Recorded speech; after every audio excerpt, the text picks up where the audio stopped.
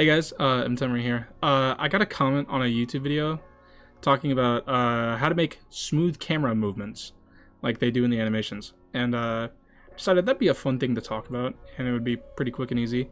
And it actually applies to a lot of things, and these are the examples I have here. And what they're talking about is actually tweening. Now, tweening is basically, so you have an object here at point A, right? And what you're basically doing is you move it to point B in a smooth motion, right? A smooth motion, but you can control it. It's like in Blender, if you animate with keyframes and you know, the object moves in between keyframes in a smooth motion, it's basically the same thing. So let's just get into it. So we have some things right here, like we have a fan, a door, a vehicle, and then we have a camera. I'll do this in a Flash 8 as well, so, you know, people on Flash 8 will get it. I don't have animate, so I don't know how it would work, but I'm assuming the buttons are all the same. So, yeah. So, let's get into the brass tacks, right?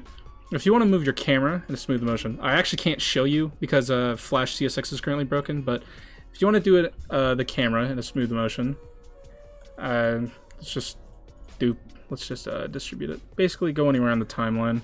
Let's go to 40. 40 sounds good. And then you press create classic tween. There's two tweens, motion tween and classic tween. Motion tween has never worked for me, so I just opt for classic tween. And this will create what's right here.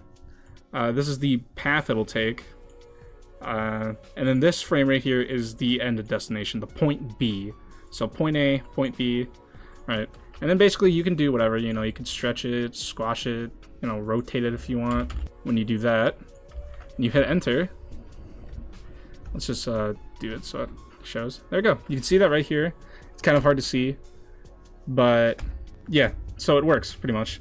And if you want to make it smoother, and like how it looks on all the other animations, the magic is all the way over at this button, this little pencil thing right here. It says edit easing. You click on that and you're introduced to this window here. This is basically the path. This is the end point and this is the starting point. And these little dots here is how you control the easing. So for a lot of animations, they just do in the middle, right here for the camera. Right here at 20, frame 20. Forgot to explain this during the recording, but this path here is the, you know, how fast and slow this will go. So if I start here and do this right here, this means, this is basically what this does, is that it'll slowly go to point B, to wherever you have point B as, like, so if I have something move to the left and right, it'll start slow, moving from left to right, and then it quickly builds up speed and stops right here. And then, you know, it's the opposite for, you know, you do it, and this is the opposite of that. It starts very fast, but then gradually slows down to a stop. And by doing it right here in the middle like this, you're basically having it start from, you know, start slow, and then it picks up speed in the middle here, and then it ends off very slow. So basically this is the what programs would call ease in and out. That's what it would be called in programs. And you can have it set to anywhere you want. I think you can even make, yeah, you can even make additional points like this if you need to. I have never needed to, personally. I've just been okay with, I've just been okay with, you know, these 2 points here.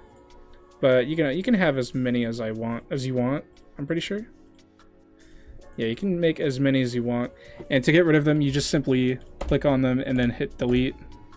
I don't think, yeah, you can't select them all, but yeah, you just click on each one and then you press delete. And that's how you get rid of them. Yeah, I forgot to mention, these are all of the frames down here. Down here, these are all the frames. And yeah, you just press OK, and then boom, it moves much smoother over the course. And of course, if I want to change it, I can do that. And it'll still maintain its, if it'll let me edit it, it'll still maintain its position here in the middle. So you don't need to worry about readjusting it if you already have it set. So yeah, there's the camera. But, you know, there's more to it, obviously. Oh yeah, right. And then down here, to do it down here, this is Flash 8. You know, it's pretty much the same thing. you go over here, but instead of it being called a classic tween, it's just called a motion tween. And then you just go here, do the same thing, whatever. But this time, I can actually show you what happens. So if you do test scene, boom, there it is. I have no idea why I'm so forgetful. This is why I should probably plan these out and maybe do some voiceovers instead of, you know, just raw dogging and then doing it in one take. But yeah, I forgot to mention how to, you know, edit the easing path in Flash 6. So you go to your keyframe right here, and then you go down here. Instead of it being all the way over here, you go down here and you press edit. And this is, yeah, there it is. Yeah. I don't know why. Yeah, this button here, it's not here in Flash CS6, and I probably wouldn't recommend turning it off unless you want to adjust, you know, something really specific. But yeah, works pretty much the exact same as it did in CS6. Yeah, that's pretty much it, how you do it in Flash 8. It expands to show more of the scene, and that's pretty cool. And I'm really like scatterbrained right now. I did not do any preparation, as usual. All right, but now we get into the more interesting stuff. So we have a truck here, a fan here for backgrounds, and doors. Doors are another essential, because how they work is really weird. They don't just like move up and down. Jeez, that voice crack. They don't just move up and down. While they move up, they also change their orientation so it matches all the doors. And how to get it like that is the same thing. You do the same thing with the camera. So what you do is you do the same thing. You make a frame. You could also just turn this into a classic tween, but I like to make the frame first, just out of habit. And then you do what you need to do. You go up here, change the orientation like so. And then for the easing, you just do it like you did with the VCAM, just right straight down the middle, like so. And then boom, there you go, you got your door. All right, now that we got the door, the fan here, the fans are, you know, these are more simple. If you want to animate something like this for a background element, you just turn it into a symbol, turn it into a graphic. You want to turn it into a graphic unless you're going to apply some effects to it, but the reason why you want to turn it into a graphic is so, you know, I could just show you. So we have a fan here. Okay, fan anim. Let's just do that. Yeah. So if you have background elements with constant motion, you want to do it like so. But instead, just don't change the easing at all. Because, you know, unless you want something weird with it. But we're just going to do it like so. Probably like here, right? There you go. And you can control the speed however you want. But the reason why you want to turn it into a graphic is so you can see the loop as the video plays.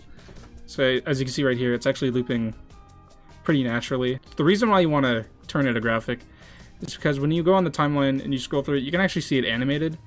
But if we were to turn this into a movie clip, such as this, you can't really see it animated at all. You have to actually do the test scene to see it animated. That's why we always have it a graphic. And make sure it's set to loop as well. Don't have it play once, because if you have it set to play once, it'll only play a single time. So for looping things like this, you'll want to keep it on loop. And there you go. That's how you animate, you know, static background things such as fans. They will, you know, only do one thing. Now for vehicles though, it's a bit more tricky because it's not really tricky, but let's just have it off screen right here, like so. So if you want to have a truck like come in, you know, like offloading like some guys or something, you just make the keyframe. You do what you did before, except I keep forgetting to distribute it to a layer every time. All right, so you want to put it on the keyframe like this, and then you do a classic tween, and then you have it, you know, load in like so. Yeah, like that is good. And you can, of course, see if it looks good. And now for the tweening, you really only want to mess with this top bit here. This will make it so when it comes in, it's a lot slower. Because, you know, that's how motion works. It's a lot slower, it looks a bit better. It is a bit too fast, but we can always just have it like that. So it comes in a bit slower. But yeah, that's how you move the truck. But the thing about this is that it not only just goes for motion, but it also carries over for, you know, properties such as opacity. So if I turn this down to 0, and then we play it again, the truck slowly fades out into, you know, until it turns invisible. Yeah, you can have this for all sorts of things like glows, blurs, anything really. And it'll, you know, tween. This is a fucking horrid video. Yeah, that's how you make tweens. Yep. Hope you enjoyed the video. I'll see you guys in the next one.